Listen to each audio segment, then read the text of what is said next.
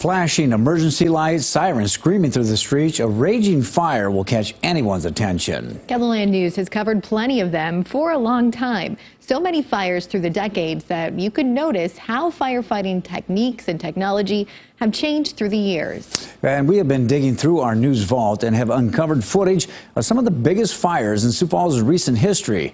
Perry Groten has this fiery flashback in tonight's Eye on KELOLAND.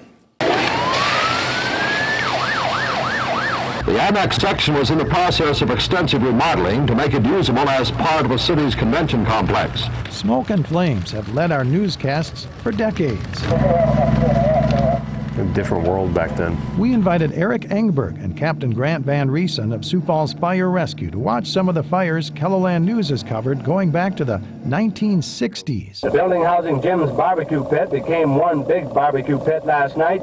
The two-story brick building at 423 North Phillips Avenue went up in smoke and flames during the evening rush hour. I love seeing this old footage and seeing how much Sioux Falls has grown. Yeah, like obviously a lot of these places don't exist anymore. Right. The Tempo store suffered the most severe smoke and water damage. Fire Chief Burdett Sheldon said the sprinkler system is what saved them all. The footage shows just how dangerous battling a fire can be. Bailing out? Wow. Firefighters bailing out. There. Wow, look at that. It makes me cringe. The fire was so centralized and so deep in the wreckage that firemen were forced to use foam to contain it, a practice not often used in Sioux Falls. Now it is. Van Riesen and ENGBERG pointed out that the equipment used by firefighters back then, while state-of-the-art for their time, still put crews at risk. A lot of those guys got labeled as like leather lungs because they didn't have air packs. But nowadays, you know, we spend a lot of time, energy, money ensuring for our safety,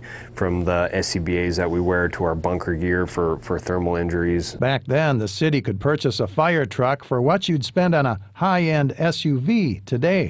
Training Officer Wes Clark pointed out some of the features of the $50,000 machine. We have automatic transmission. Now if we could get an engine for $50,000, that'd be great. It would be great. Axes and other basic firefighting equipment will likely never become outdated. Just simple hand tools that I don't think will ever leave the fire service just because their functionality, and I think there's a lot of tradition that goes with some of those tools. In fact, there was one guest in a room on the 6th floor who had to be evacuated from a deck outside her room. Our news crews covered a rescue high atop the downtown Holiday Inn. Their only lifeline, a narrow wooden ladder without modern attachments that safely tether the firefighter and the person they're helping. The trucks we have today, I mean, they're pretty easy to climb because they got more safety features into them and all that stuff, but I don't know if I'd do that. Some brave souls there. Condition red! Red!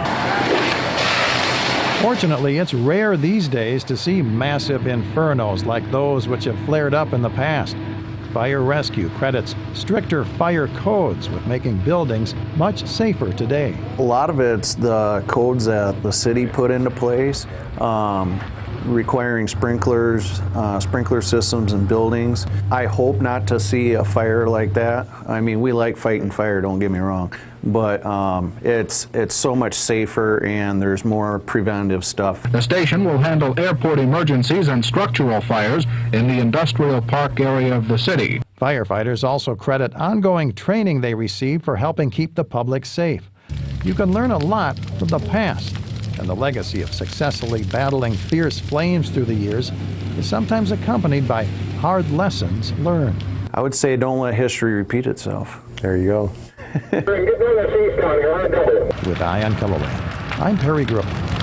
Wow, incredible. Our coverage goes back to the days when diesel-powered fire trucks and foam were firefighting novelties. The firefighters who watched the film and the video also remarked how close our reporters and photographers were able to get to the flames back then, something they wouldn't allow today.